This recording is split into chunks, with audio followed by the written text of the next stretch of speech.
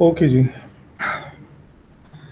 So in the last lecture we started with jQuery और आपको खुद फील हुआ होगा कि the coding style is different from JavaScript, तो थोड़ी सी आपको एक नई चीज़ जो है वो सीखने के लिए थोड़ी सी एफर्ट चाहिए होगी, but you would soon realize कि ये बड़ी सिंपल सी अप्रोच है और बड़ा आपका काम आसान हो जाएगा। Anything that you can do in jQuery would be a lot simpler than doing exactly the same thing in JavaScript. आपको बहुत कम कोड लगेगा और इसके जो स्ट्रक्चर है वो एक तो जैसे हमने भी बात की कि most of the time you would be dealing with CSS, तो वो CSS का स्ट्रक्चर एग्जैक्टली वैसे वो सेलेक्टर्स का कि जैसे आप CSS एक्चुअली CSS के अंदर यूज़ करते हैं, तो जिस तरह से आप वहाँ पे क्लासेस अप्लाई करते हैं, डिफाइन करते हैं, द सेम वे आप यहाँ पे एलिमेंट्स के ऊपर उसको अप्लाई करोगे।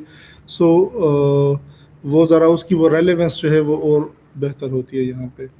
सो एज वी सेड आप उसको इंक्लूड करोगे एज सेपरेट फाइल, और उसके बाद हम अगर इसके ये बिल्ट इन फंक्शंस को यूज़ करेंगे so they will be accessible. ठीक है, you can have any, you can use any of references as selectors. यहाँ पे दिस जो है this is basically the pointer जो आपने C++ वहाँ से आप पढ़ के आए कि दिस जो है वो किस चीज़ को पॉइंट करेगा। अगर मैं ऊपर लिख दूँ $document.ready फंक्शन और फंक्शन के अंदर लिखूँ this.hide, किस चीज़ को रेफर करेगा? डॉक्यूमेंट को रेफर करेगा।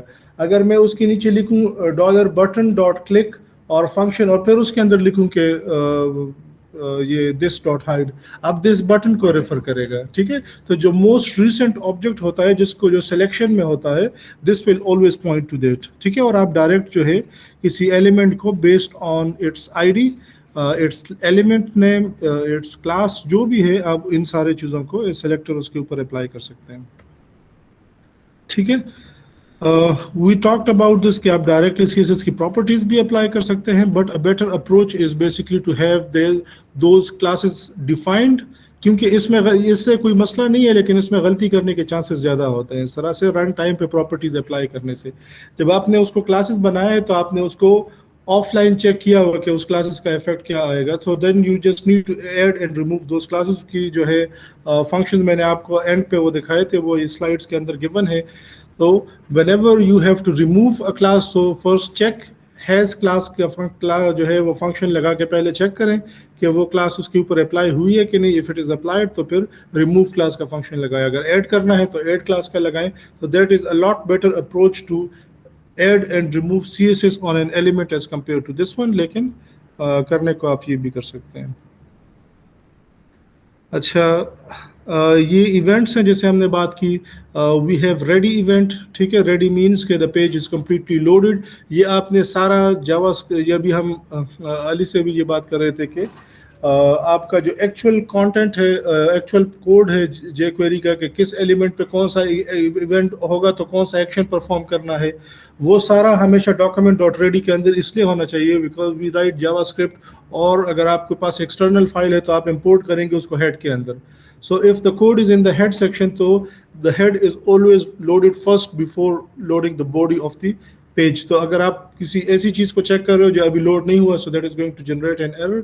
सो इस वजह से for everything to be observed in JavaScript के किस बटन पे क्लिक हुआ है, किस पैराग्राफ के साथ क्या हुआ है, it must be included in the document.ready function, ताकि वो इंश्योर करे कि the page is completely loaded.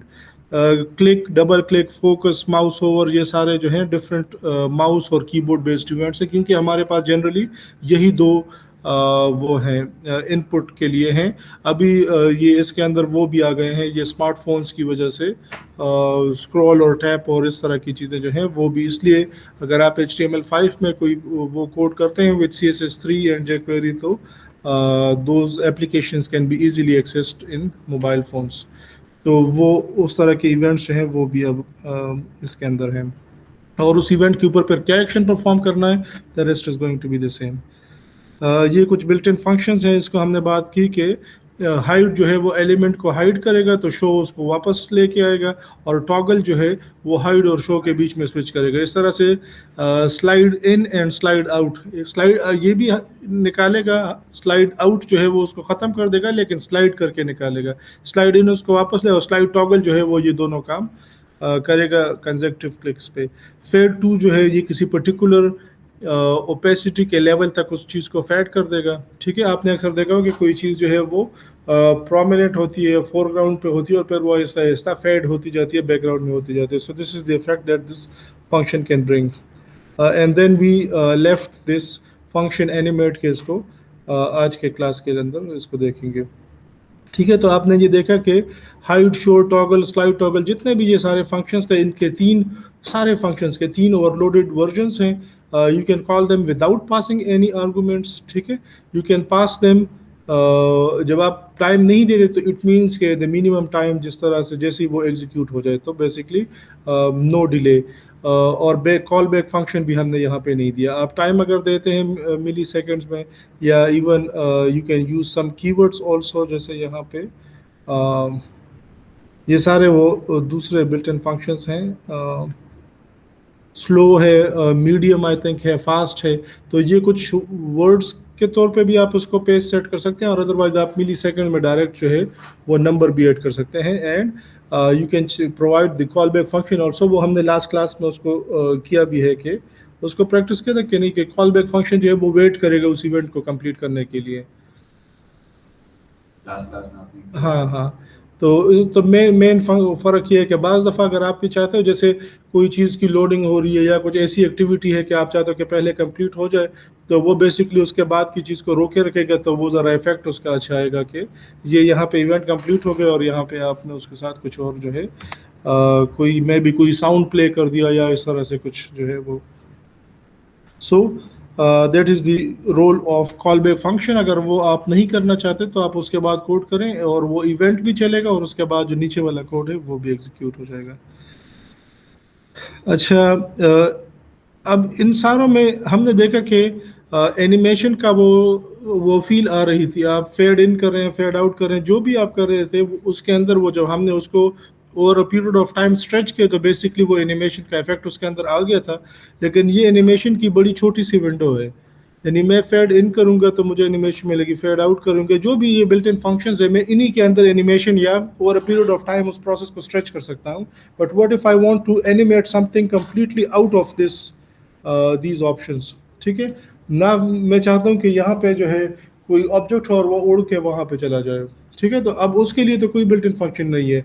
So if you want to do something completely out of the options that are provided, तो उसके लिए हम एनिमेट का जो है फंक्शन वो यूज़ करेंगे। सो नाउ लेट्स ट्राई दैट। हम साथ साथ यहाँ से भी देखेंगे और मैं प्रैक्टिस के फोल्डर के अंदर स्टार्ट कर ले तो यहाँ पे jQuery को ऑलरेडी मैंने लोकली जो है यहाँ पे सेव किया हुआ है। सो पहले हम एक नया डॉक्यूमेंट बनाते हैं।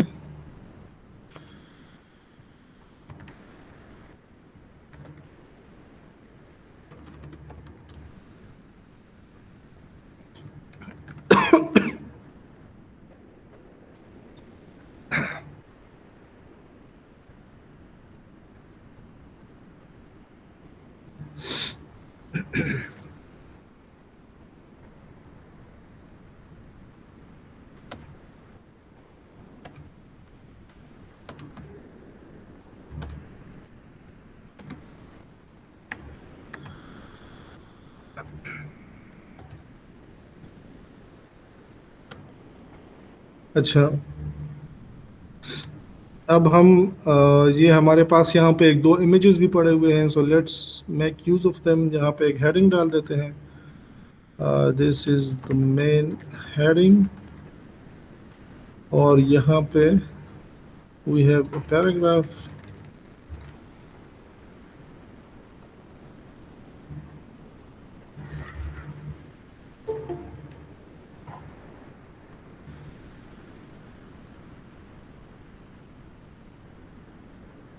Okay, and then let's say we have this image और इसका जो path है that is fill color।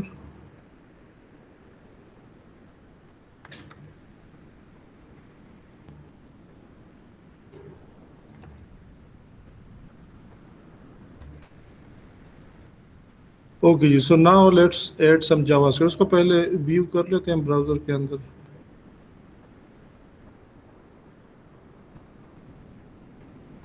So this is the page that we have coded. We have got a heading, a paragraph, and an image. अच्छा, अब let's have a button, ठीक है, जिसके ऊपर हम कोई इवेंट डालेंगे. ज़रूरी नहीं है कि हर इवेंट बटन के ऊपर हो. आप हम पैराग्राफ के क्लिक के ऊपर भी डाल सकते हैं, but that won't make much sense, क्योंकि जनरली किसी को आइडिया नहीं होगा कि अच्छा ये पैराग्राफ क्लिकेबल भी है. तो हम पैराग्राफ या इस तरह की चीज़ों के ऊपर अगर इवेंट डालते हैं तो फिर वो कर्सर का डालते हैं कि जब कर्सर उसके ऊपर आ जाए. अदरवाइज हु वुड नो कि ये पैराग्राफ या ये जो है हेडिंग ये क्लिकेबल है.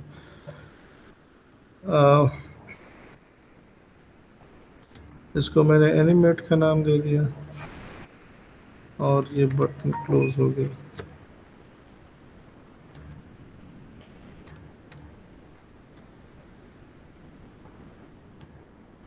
ठीक हो गया. So we have got a button और ये इस तरह से हमारा यहाँ पे ये पेज है. So let's say when the button is clicked, so पहले हम jQuery को यहाँ पे इंपोर्ट कर लेते हैं. स्क्रिप्ट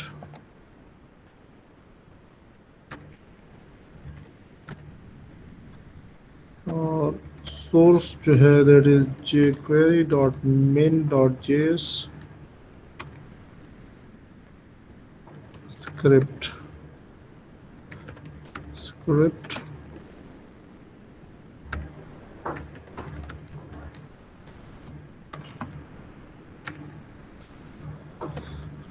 ओके, सो हमने jQuery को इंपोर्ट कर लिया है. So now we can write its code $document.ready function. ये वो नेमलेस फंक्शन आ गया, उसकी बॉडी आ गई और इसको यहाँ पे हमने क्लोज किया. ठीक हो गया. अब यहाँ पे मैं अभी आपसे पहले अली को बता रहा था कि आप ये भी कर सकते हैं कि मुख्तलिफ चीज़ों को इस एक ही डॉक्यूमेंट, हर चीज़ को document.ready के अंदर होना चाहिए. ठीक है, तो मैं ये भी कर सकता हूँ कि अगर बटन के ऊपर क्लिक हो तो ये करो, फिर उसके बाद अगर माउस ये हेडिंग के ऊपर कर्सर आ जाए माउस तो ये कर दो. वो सारे मैं इसके अंदर फंक्शंस डिफाइन, और या ये मैं ये कर सकता हूँ कि हर एक को अपने document.ready के अंदर कर दूँ. तो एक ही document.ready के अंदर सारे वो डाल दो या अलग अलग करके डाल दो, but everything should be part of document.ready. अभी यहाँ पे अगर हम डालें dollar button dot click function, ठीक हो गया. ये देखें, ये एक अभी हमने इसकी बॉडी नहीं लिखी, लेकिन ये एक वो एक इवेंट हो गया ना, उसके ऊपर हमने एक्शन डिफाइन. इस तरह से हम ये भी कर सकते हैं कि on h1 dot mouse over, तो या एक document.ready के अंदर सारे वो कर लो, या इसको हम अलग नीचे document.ready बना के और उसके अंदर नेस्ट करके इसको कर सकते हैं. तो वो इसके ऊपर जस्ट रीडेबिलिटी का फ़र्क है कि यहाँ पे आपके ये 2 लाइनें एक्स्ट्रा लगेंगी, लेकिन अगर एक के अंदर आप 2-4 हैं तो कर दो. बहुत ज़्यादा वो कंजस्टेड हो रहा है तो फिर आप उसको अलग से डिफाइन करके कर लें. इसमें सर वो प्रेसिडेंस का कोई मसला तो नहीं आता? नहीं, इनका आपस में ताल्लुक ही नहीं है. यानी देखें, दोनों के लिए चेक हो रहा है कि डॉक्यूमेंट रेडी हो. फिर बटन पे क्लिक होगा तो कुछ और होगा, कर्सर माउस के ऊपर जाएगा तो कुछ और होगा. तो उस तरह से तो आपस में दोनों का ताल्लुक नहीं है. दोनों अलग अलग इवेंट को जो है वो उसको ऑब्जर्व कर रहे हैं. अच्छा, अब हम कहते हैं कि जब बटन के ऊपर क्लिक हो तो क्या होना चाहिए. लेट्स सी के हम फिलहाल इससे करते हैं, इससे हम पैराग्राफ को टॉगल करा देते हैं.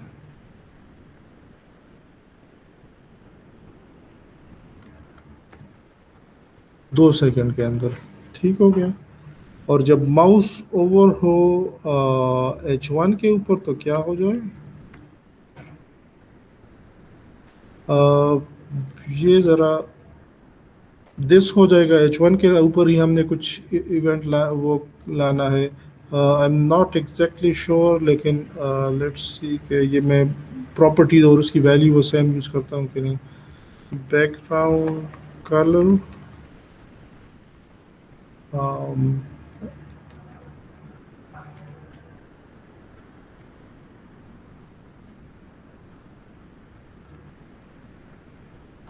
अगर ये गलत हुआ तो चेक कर लेंगे. So we have used two events on two different elements on the page. अगर कर्सर हेडिंग के ऊपर जाएगा तो उसका बैकग्राउंड हम चेंज कर रहे हैं. अगर बटन के ऊपर क्लिक होगा तो ये इमेज, ये पैराग्राफ जो है ये टॉगल करेगा. एक दफ़ा क्लिक पे आएगा, एक पे जाएगा. तो लेट्स सी के वो काम कर रहे हैं कि नहीं. ये दो चीज़ें, हाँ, दोनों नहीं काम कर रहे. Very good. अच्छा, script JavaScript source jQuery document or this script type text javascript document dot ready function button dot click this which one mouse over. ये कंफर्म कर लेते हैं कि ये इवेंट का नाम वाकई यही है कि नहीं. माउस ओवर, ठीक है. फोकस भी हम यूज़ कर सकते हैं, लेकिन माउस ओवर भी ठीक है. तो माउस ओवर किया हुआ है function. This take CSS apply कर रहे हैं. Background colour navy.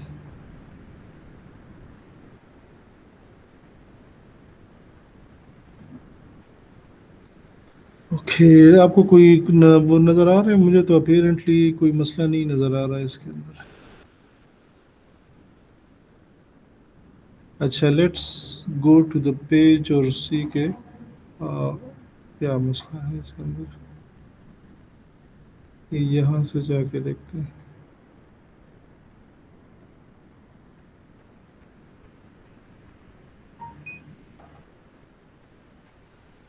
अच्छा, एक ब्रैकेट का मसला है on line 11.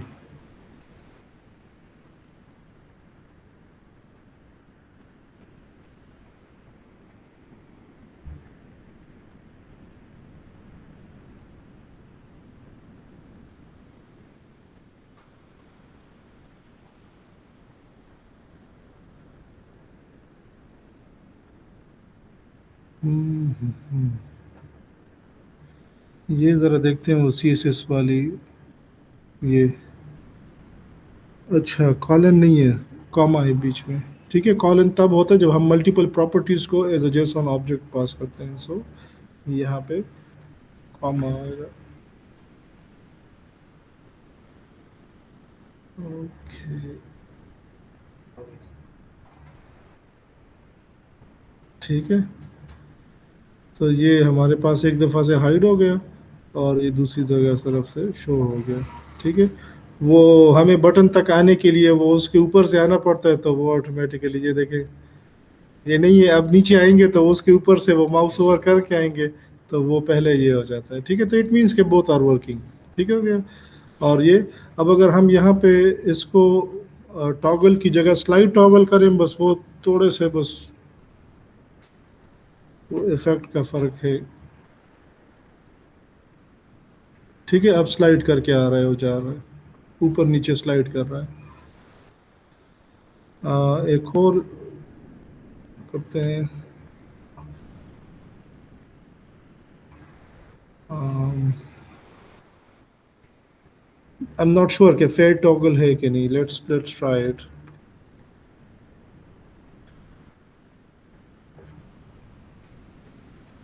Fade in fade out भी हम कर सकते हैं ना, तो फेड टॉगल देखते हैं कि वो होता है कि नहीं. हाँ हाँ, वो भी है. वो अब वो फेड होके जा रहा है. तो ये इस तरह से आप डिफरेंट वो कर सकते हैं. अच्छा, सो हम इस बटन के ऊपर, और ये बेसिकली मैं आपको ये भी दिखाना चाह रहा था कि ये हम दो इस तरह से ये कर सकते हैं, या we can place them in two different document dot ready. असल में हम जो करना चाह रहे थे, that was to apply some animation when the button is clicked. तो एनिमेशन किसी तरह की कोई भी चीज़ हो सकती है. ठीक है, जैसे हमने बिल्ट इन फंक्शंस देखे, तो anything that you do that is stretched over a period of time, तो उससे क्या होगा, वो एक मोशन का इफेक्ट आएगा. So that basically gives you the feeling of N animation. तो अब हम क्या करेंगे कि जब बटन के ऊपर क्लिक हो, अब हम यहाँ से लेंगे इमेज को, और इमेज के साथ हम ये करेंगे कि जब उसके ऊपर अब हम एनिमेट का फंक्शन कॉल करेंगे. ठीक है, एनिमेट जो है इसको हम यहाँ से टाइम दे देते हैं 5 सेकंड में ये काम होना चाहिए। ठीक है, कौन सा काम? जो यहाँ पे हम ये properties again in the form of JSON object इसको प्रोवाइड करेंगे। ठीक है, अब यहाँ से मैं इसको जो भी प्रॉपर्टीज दूंगा ये सारे काम जो है ये एक साथ करेगा, और ये सारे काम पहले मिली सेकेंड से स्टार्ट होंगे और पांचवें या 5000 मिली सेकेंड पे ये सारे काम कंप्लीट होंगे। तो अब मैं अपनी मर्जी की कोई भी CSS की प्रॉपर्टीज दे के वो उसको एनिमेट करवा सकता हूँ। फॉर एग्जांपल यहाँ पे देखें, इसको मैं कहता हूँ कि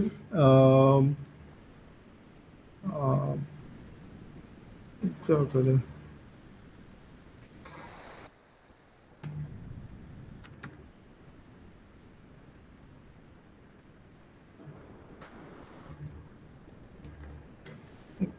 let's see if this works.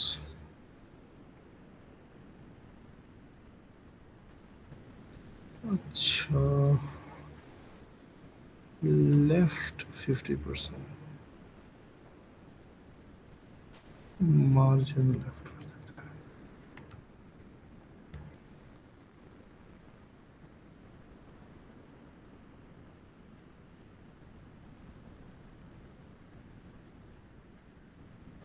ठीक हो गया। सो अब ये हमने क्या किया, हमने मार्जिन लेफ्ट हम पहले भी CSS में सेट करते आ रहे हैं। ठीक है, वो कोई नई चीज़ नहीं है।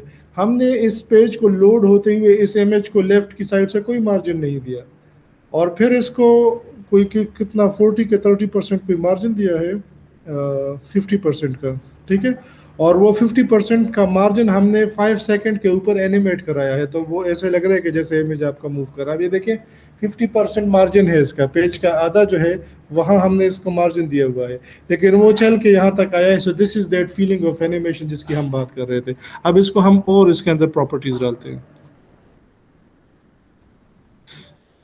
हम कहते हैं कि जब ये काम हो, कि जब ये इमेज आगे को जा रहा हो, यहाँ से मुझे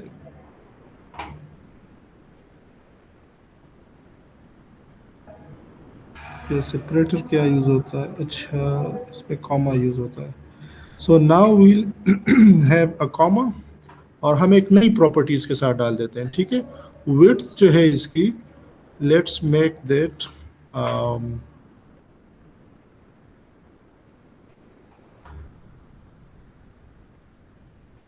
50%। ठीक है, अब दो काम एक साथ हो रहे होंगे, ये इमेज आगे को भी जा रहा होगा और ये बड़ा भी होता जा रहा होगा। अब देखें,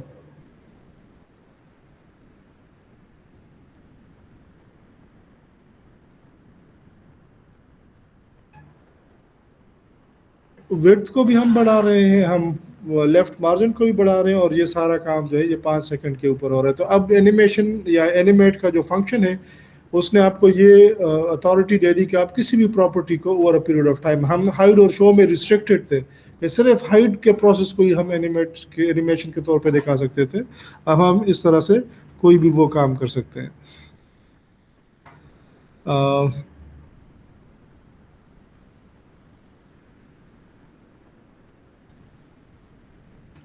यहाँ पे इसके साथ लेट से पैराग्राफ को भी थोड़ा सा एनिमेट करा देते हैं।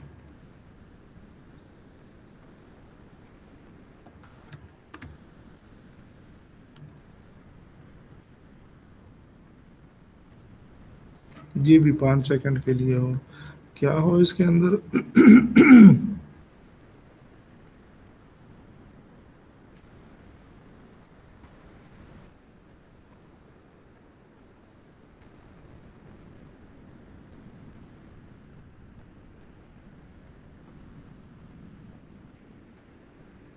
अब ये हम दो चीज़ें एनिमेट करा रहे हैं, हम इमेज को भी एनिमेट करा रहे हैं, हम साथ में पैराग्राफ को भी एनिमेट करा रहे हैं। किस चीज़ के ऊपर? दोनों काम बटन के ऊपर होंगे। तो अब जब आप बटन पे क्लिक करेंगे तो 3 काम होंगे, ये इमेज आगे को भी जाएगा, ये बड़ा भी होता जाएगा, और पैराग्राफ के ऊपर भी हमने एक एनिमेट का वो लगा दिया, उसको भी इसी बटन के साथ लिंक कर दिया है। ओए तो वो फॉन्ट इतना बड़ा हो गया कि वो नीचे की कार्रवाई नहीं नजर आई, लेकिन वो इमेज भी उस तरह से आगे को भी जा रहा है, बड़ा भी होता जा रहा है, और फॉन्ट भी साथ बड़ा होता जा रहा है। हम ऐसा करते हैं कि इसको थोड़ा सा 1.5 m कर लेते हैं।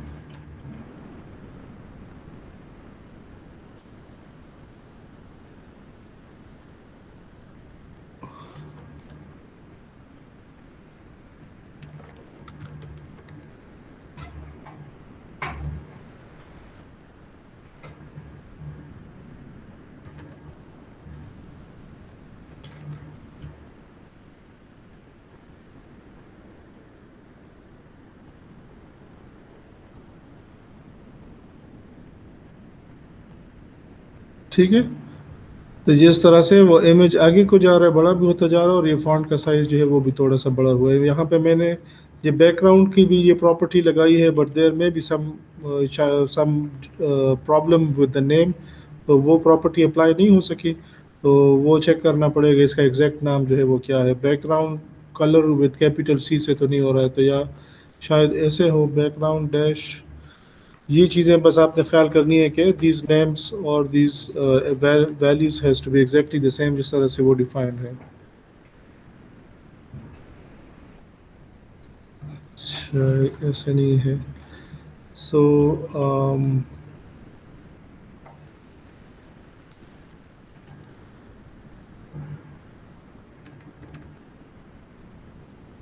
let's see if this works.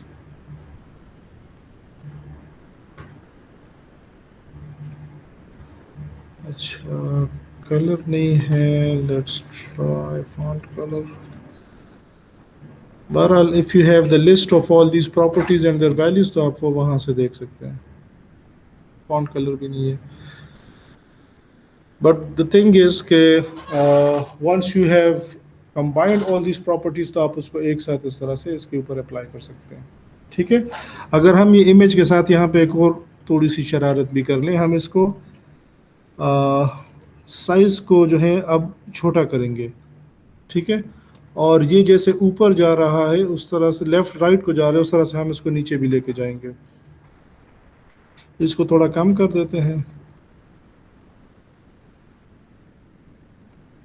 एक और काम करते हैं,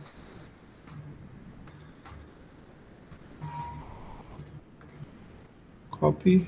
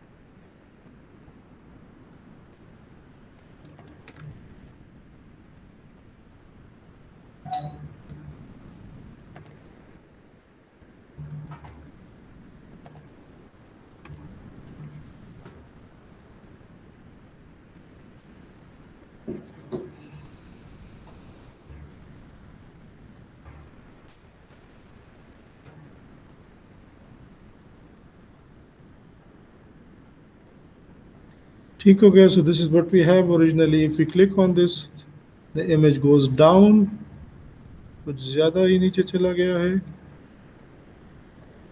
अब ये वापस ऊपर आ गया, अब ये फिर नीचे जाएगा। तो ये बेसिकली मैंने ज़रा इसको वो ज़्यादा दे दिया है, नीचे जाने का जो है इसको हम कम कर देते हैं। ये टॉप 50 तक ना जाए, इसको हम 10 कर लेते हैं। इसको असल में मेरा वो टप के देने का वो इरादा था, बॉल जैसे नहीं करता जी, जैसे ऐसे ये थोड़ा सा आगे को भी जाएगा, इधर लगेगा, फिर थोड़ा फिर ऊपर जाएगा, फिर ऐसे जाएगा, फिर अब ज़्यादा ऊपर नहीं गया। हाँ? पहले हमने उसको 0 तक, फिर दूसरी बार 5 तक लेके गए, फिर 10 दफ़ा। जैसे वो बॉल गिरता है ना वो जिस तरह से, तो वो थोड़ा सा आगे को भी जा रहा होता है और हर दफ़ा पिछली दफ़ा से कम ऊपर को उठता है। तो वो एक दफ़ा ये यहाँ से देखें, पहले जो है वो मार्जिन जो है वो 10 नीचे आ गया, फिर 5 ऊपर गया है, फिर 10 नीचे आ गया, और फिर 10 पे ही रह गया, फिर और ऊपर नहीं गया। तो इस तरह से मतलब आप देख लें कि किस तरह से आप जो है, but this basically gives you the freedom कि आप किसी भी चीज़ को एनिमेट इस तरह से करा सकते हैं.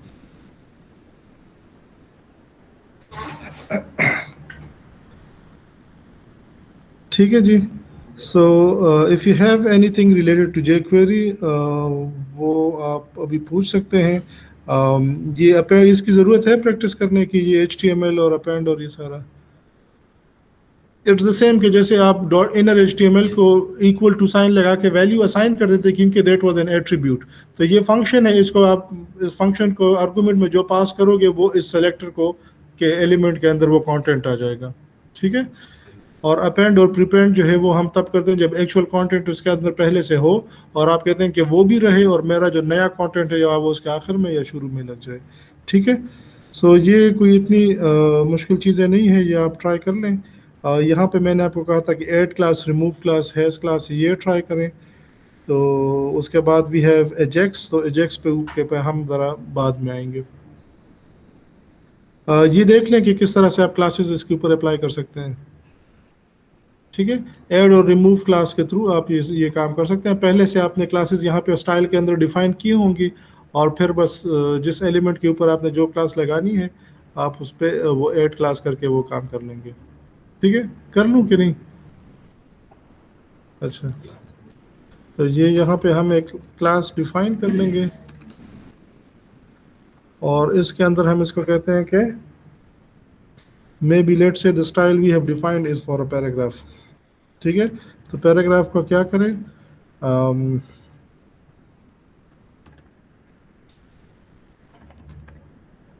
बैकग्राउंड कलर जो है उसको येलो कर दें और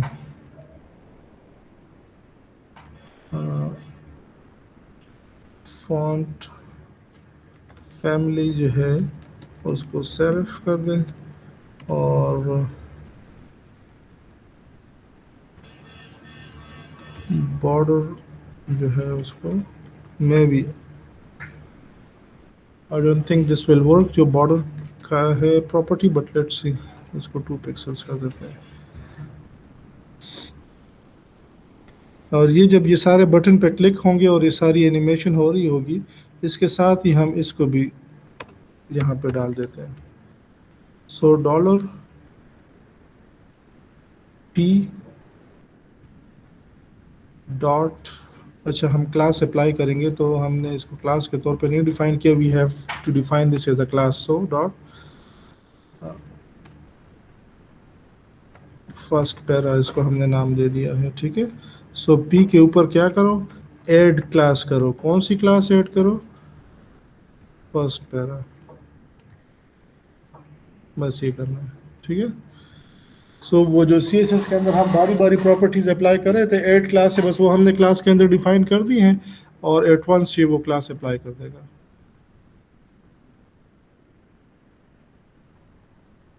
ठीक है.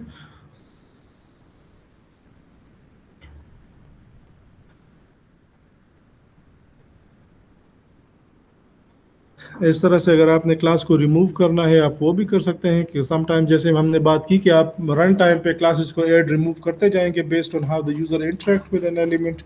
तो उसके लिए बस पहले आपने चेक करना है कि हैज़ क्लास के साथ के उस पर पहले से वो क्लास अप्लाई हुई है कि नहीं और उसके बाद आपने वो क्लास अप्लाई कर देनी है. ठीक है जी. Anything else related to jQuery? आपका कोई क्वेश्चन है जो ऑनलाइन बैठे हैं? सर अगर नेस्टेड क्लासेस हो तो फिर उसमें फिर क्या करेंगे? जी. अगर क्लासेस हो, नेस्टेड क्लासेस हो. नेस्टेड क्लासेस तो आप तो एक ही अप्लाई करेंगे ना, वो बाकी तो ऑटोमेटिकली अप्लाई होते हैं नेस्टिंग में. ठीक है. बिल्कुल. यानी मेरे पास अगर ऐसा है कि मैंने पैराग्राफ के ऊपर एक एलिमेंट जो है वो एक क्लास डिफाइन की है और फिर विद रेफरेंस टू पैराग्राफ मैंने एक और क्लास जो है सॉरी एक और स्टाइल डिफाइन की, तो वो क्लास तो नहीं होगी ना, वो तो with reference to the first class होगी.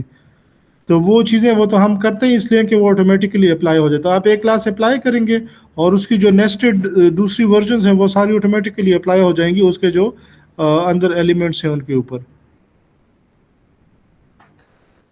बिल्कुल. तो ठीक सर है ना. उसका jQuery में उसका सिंटैक्स चेंज होगा कि उसी तरह ही होगा? नहीं, अभी जैसे हमने क्लास अप्लाई किया, आप तो एक क्लास मेन अप्लाई करेंगे ना, ठीक है। नहीं सर, अच्छा मैं कह रहा हूँ क्लास के अंदर अगर फॉर एग्जांपल दो पैराग्राफ है फॉर एग्जांपल, और हाँ हम उसमें से एक पैराग्राफ के ऊपर कोई चीज़ अप्लाई करना चाहते हैं, फॉर एग्जांपल उसका कलर चेंज करना चाहते हैं, कुछ भी करना हाँ चाहते हैं, तो उसमें उस सूरत में जो है हम जो सिंटेक्स होगा जेक्वेरी का, जी जी। तो उसमें कैसे उसको करेंगे? और ये किस चीज़ के ऊपर होगा इवेंट? फॉर एग्जांपल जो कोई भी उसके अच्छा, अंदर मैं इसलिए पूछ रहा हूँ ना कि अगर इवेंट किसी बटन से रिलेटेड है तो फिर तो हमें पैराग्राफ्स को कोई आईडीज वगैरह देनी पड़ेंगी, या किसी और चीज़ से उनको बीच में डिफरेंशिएट करना पड़ेगा कि हमारी प्रॉपर्टी किस पैराग्राफ के ऊपर लग रही है। बिल्कुल आपको आईडी वो के थ्रू सेलेक्टर्स याद है ना, तो या तो दोनों के बिल्कुल ऊपर कोई डिफरेंट क्लासेस अप्लाई हुई हो कि हम कहें कि उस पैराग्राफ पे ये अप्लाई करो जिस पे पहले से ये क्लास है, तो कोई चीज़ हमें फिर चाहिए होगी उनके बीच में डिफरेंशिएट करने के लिए, वो हम सेलेक्टर के तौर पे उसको पास करेंगे। अगर कुछ भी नहीं है तो हम उसको आईडीज असाइन कर सकते हैं। बिल्कुल। और सर ये जो डॉक्यूमेंट डॉट रेडी फंक्शन है, तो ये जी जी। हमेशा इसी तरह रहेगा कि इसमें भी और भी इसमें टाइप्स हैं? नहीं नहीं, ये हमेशा आप इंटरनली जो भी करेंगे, आपकी फर्स्ट जो स्टेटमेंट है वो यही रहेगी जेक्वेरी की, हर चीज़ इसके अंदर होगी। ठीक है। और सर ये जो आपने कहा था कि डॉक्यूमेंट का मतलब, तो इधर डॉक्यूमेंट का क्या मतलब है, जरा एक दफा फिर किस चीज़ का? इस जो कोड है इसका, डॉक्यूमेंट डॉट रेडी फंक्शन नहीं है, डॉक्यूमेंट डॉट हाँ रेडी हाँ फंक्शन, हाँ, देखिए इसका डॉक्यूमेंट जो है, डॉक्यूमेंट तो आपने जावास्क्रिप्ट के अंदर भी यूज़ किया हुआ था ना, हम जब करते थे जावा ये document dot gate element by ID, ठीक है ना। बिल्कुल बिल्कुल डॉक्यूमेंट हमने यूज़ किया हुआ था, तो बेसिकली डॉक्यूमेंट जो है ये एक ऑब्जेक्ट है जो हमने नहीं बनाया, ये ब्राउज़र ऑटोमेटिकली जैसे ही आपका पेज लोड होता है ना, तो ब्राउज़र के अंदर भी कोई कोड चल रहा होता है ना, तो ब्राउज़र ने एक ऑब्जेक्ट बनाया डॉक्यूमेंट के नाम से। अब जावास्क्रिप्ट के अंदर ब्राउज़र ने हमें उस ऑब्जेक्ट का एक्सेस दे दिया कि हम उसको मैनिपुलेट करें। ये ऑब्जेक्ट जावास्क्रिप्ट ये ब्राउज़र के अंदर खुद से बना है, ठीक है। बिल्कुल सर। तो उसने हमें जावास्क्रिप्ट के अंदर एक्सेस दे दी कि हम इस डॉक्यूमेंट इस ऑब्जेक्ट के साथ खेल सकते हैं, इसको मॉडिफाई कर सकते हैं, इसको रीड कर सकते हैं। तो हमने क्या किया, उस डॉक्यूमेंट को लिया, आपको मैंने पहले कहा था कि डॉलर साइन जस्ट रिप्रेजेंट्स के this line of code is from jQuery, ताकि वो लाइब्रेरी के अंदर उसको जो फंक्शंस हम यूज़ करेंगे उसको वहाँ पे लुकअप कर सके। So dollar is for jQuery code. उसके बाद हम किस सेलेक्टर के तौर पे हमने डॉक्यूमेंट दे दिया कि पूरे डॉक्यूमेंट के ऊपर ये इवेंट हो, तो ये एक्शन परफॉर्म करो। इवेंट कौन सा है? रेडी। रेडी का मतलब क्या है कि जब पूरा पेज लोड हो जाए। ये इस तरह का इवेंट हमारे पास जावास्क्रिप्ट के अंदर, प्लेन जावास्क्रिप्ट के अंदर भी था बिफोर यूजिंग जेक्वेरी, उसका नाम था ऑन लोड। तो जहाँ पे हमें इंश्योर करना था कि पेज वाकई लोड हो जाए उसके बाद ये काम करना हो, तो वहाँ पे हम ऑन लोड इवेंट जो है वो कॉल करते थे। तो वो ज़रा इनएफिशिएंट तरीका था कि हम हर एलिमेंट के ऊपर ये लगाते कि ये डॉक्यूमेंट ये एलिमेंट जब लोड हो या बॉडी जब लोड हो सारी, तो उसके बाद फिर ये काम करो। तो वो ऑनलोड की रिप्लेसमेंट जो है वो जेक्वेरी के अंदर डॉट रेडी है, जो बड़े आराम से आपको ये किसी चीज़ के ऊपर लगाने की ज़रूरत नहीं है विजट से, कि जब पूरा डॉक्यूमेंट लोड हो जाए, और उसके बाद इंटरनली पेज के जिस चीज़ के ऊपर आपने जो इवेंट लगाना है वो आप लगा सकते हैं। ठीक है। ठीक हो गया सर। तो dot ready just it's making sure कि सारा पेज लोड है, क्योंकि उसका इंटरनल जो भी इवेंट आप लगाएंगे, हेड का पोर्शन पेज के अंदर पहले लोड होता है, फिर उसके बाद बॉडी लोड होती है। तो अगर आप हेड के अंदर आपने लिखा है कि जब पैराग्राफ के ऊपर कर्सर आ जाए, तो वो देखेगा कि अच्छा पैराग्राफ कहाँ पे है, पैराग्राफ उसका मिलेगा ही नहीं क्योंकि वो तो अभी लोड ही नहीं हुआ। तो वो इस तरह की स्टेट्स पे आपको एरर जनरेट कर देगा। So this just make sure कि everything is loaded before actually you start using jQuery और जावास्क्रिप्ट। ठीक हो गया। ठीक है जी। Okay, with this I am stopping recording. और ये था आज के लिए। I will give you a bit of briefing about your project for this semester after this, लेकिन before that I have your sessional 1 papers, तो जो यहाँ पे बैठे हैं वो देख सकते हैं।